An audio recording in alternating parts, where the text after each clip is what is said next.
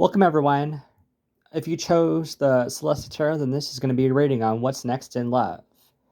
Start off with, we're going to go with the back of the deck with the Three of Pentacles, which talks about love and teamwork going hand in hand.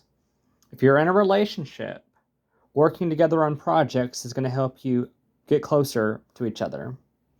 If you're single, you might find love at work or through creative projects. So that's kind of the summary of all this stuff. All right, now we got the Eight of Wands, which for those in relationships, this talks about if you feel like you've been in a rut lately, you know, things are kind of boring, predictable, whatever. The good news is that something new is coming in that's exciting, and it's going to break this rut of yours. This might be, well, we'll get to it, but a surprise is coming. A positive surprise is coming, and it's going to break up this rut that you've been going through. For those that are single, this talks about a new love interest coming in soon, and at work. Or like I said, creative projects, but it's looking like work. If you're a student, then at your school or whatever, or maybe an after school activity or whatever, but whatever you do, that's your job, although really you should be 18 or older, but for these, but anyways,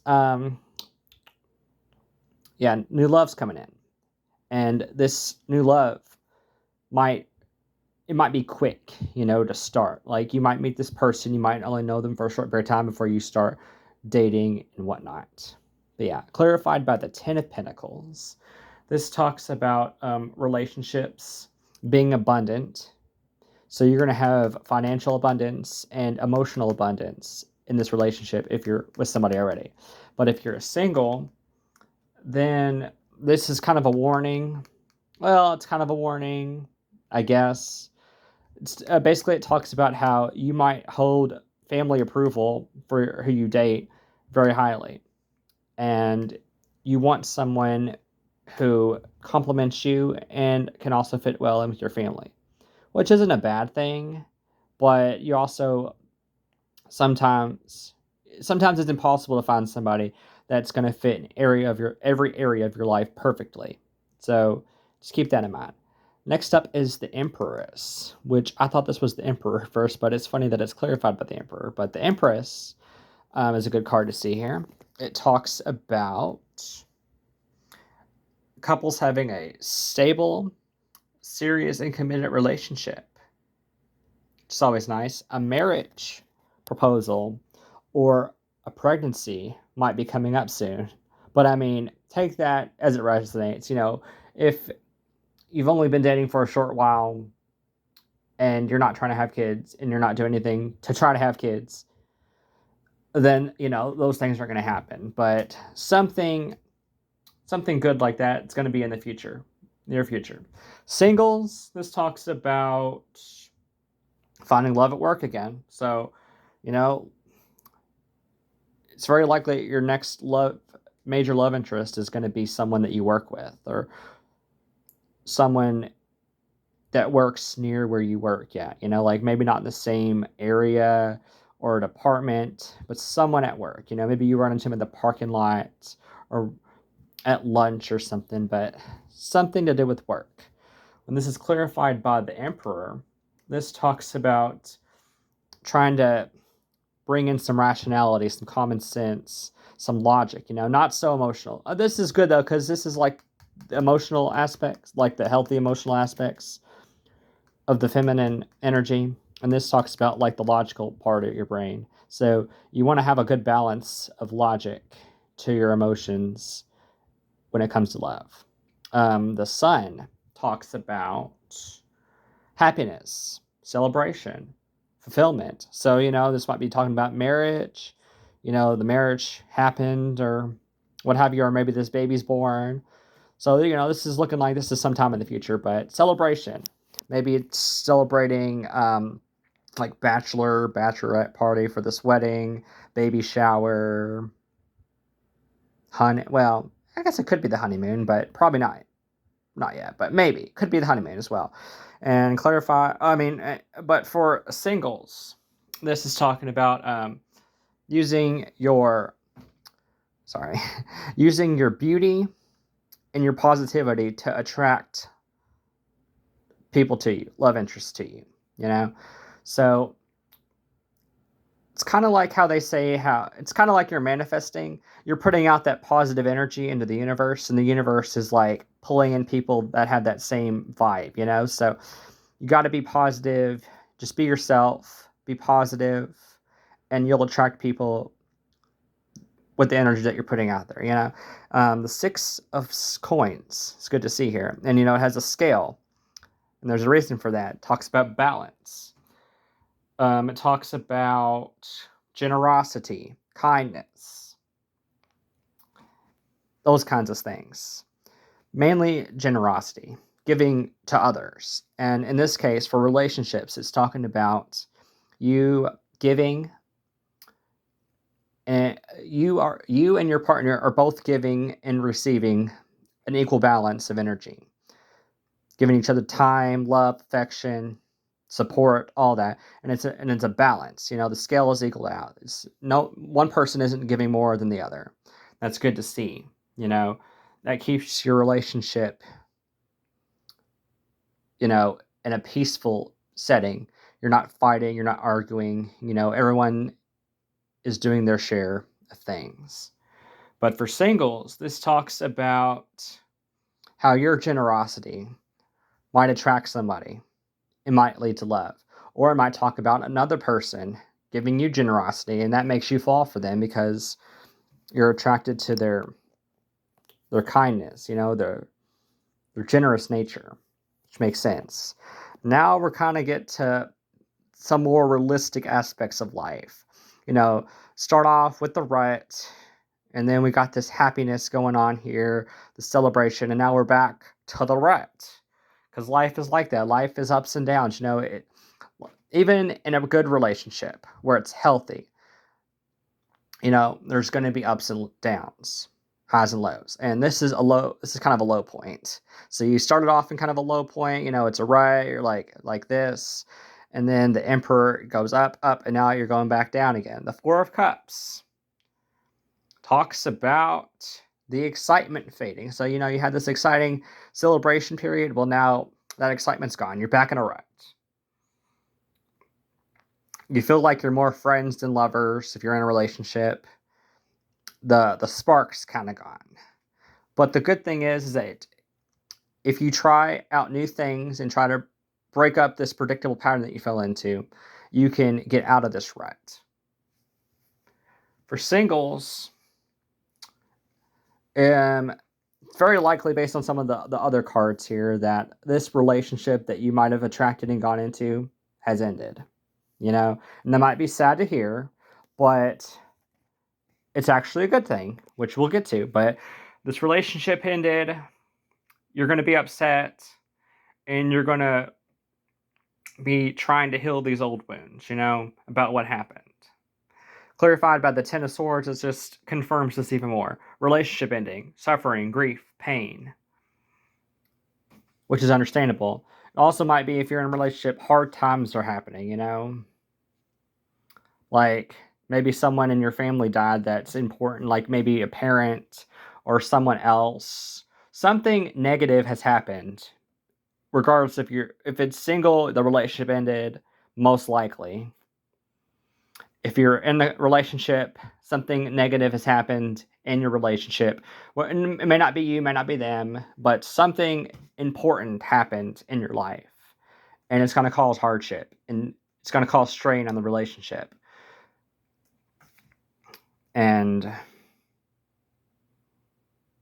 it's going to be tough. This is clarified by the Ten of Wands, which just clarifies this point even more by the fact that love might feel like a burden right now. You know, you might be really stressed. Maybe you lost your job and you're not making any money. And that's putting strain because, you know, you're trying to provide for your family or just you and your spouse if you don't have kids or whatnot, you know. But the point is, something in your life happened, something major happened that's negative, and it's causing strain on the relationship. and it just seems like a burden at the moment, but you can get out of it. But you have to work together with your partner. You can't blame your partner. I mean, unless your partner, because the Four of Cups with the Ten of Swords and the Ten of Wands also talks about infidelity. So if your partner cheated on you, that it's probably that. It's probably nothing you can do about that to fix that. But if it's something else outside of that, like if someone died, you need to be there for each other and support each other instead of blaming each other, unless you or the other person caused this tension to take place, For singles, this talks about focusing on yourself right now. You got to focus on your self-love and on yourself and healing these wounds from this breakup before you can move forward. This is a tough period of your life, but you're good. But regardless of your situation, you're going to get through it. And then lastly, we got the Queen of Cups, which is a good card to see. Those that were in this relationship, you got through it. Things are getting better, You're kind of back to a more stable position emotionally, which is good. Singles, you might be attracting new love in through your generosity, like with this Six of Pentacles, which we talked about in the past. Or you might be attracted to someone, you might attract someone in that has those qualities of being generous, emotionally generous and compassionate, whatnot. And clarified by the moon, this talks about past relationships. You might be haunted by past relationships or past wounds caused by relationships. That could be for either one of you.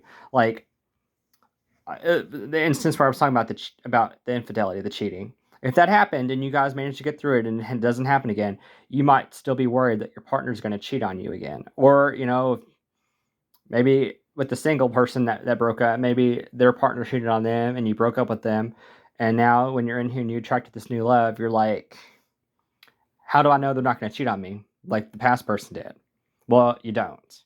But you also have to learn not to punish future people for past people's mistakes. I know that's easier said than done, but that's why you're supposed to go through this Ten of Wands era where you're trying to focus on yourself and not focus on love if you're single in this point in time, because you got to be able to heal that past wound of the cheating or whatever it is so that you can move forward into this new energy and not let it hold you back from future happiness. It also talks about learning to heal these past wounds so you can accept love. You got to learn about your emotions and your desires and your wants. Like maybe you were in this, the single that broke up. Maybe you were in this relationship with someone that you thought was the kind of person you wanted to be. But then you find out that some quality that you thought you liked turned out to be something that you actually didn't want. Like, for example, let's say you thought you wanted to date somebody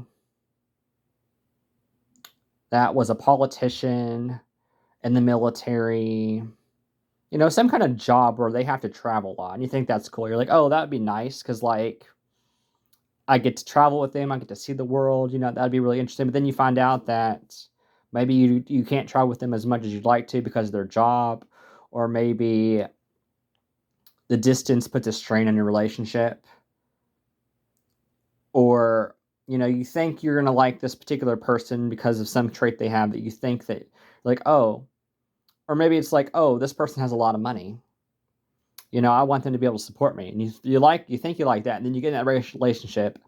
And then you realize that because they have all the money, I mean, you could be working too, but if they might try to use that money as a way to control you. It's like, well, you got to do what I say. Otherwise, I'm not going to give you what you need or what you want or whatever, like sometimes we think we want something until we get it. And then we realize that it's not really aligned with our true purpose, So the moon's talking about that. You got to learn about what you want, what you need, what you desire.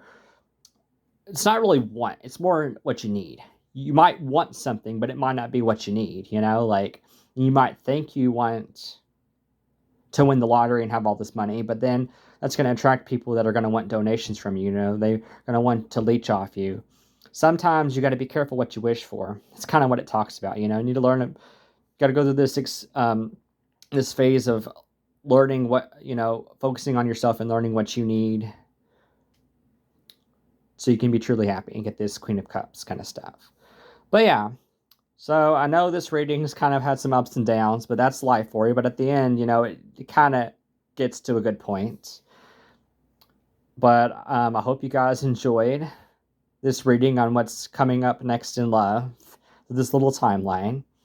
If you did, I hope you leave a like, subscribe to the channel when new videos come out, and I'll see you next time for our next reading. Until then, take care, everybody.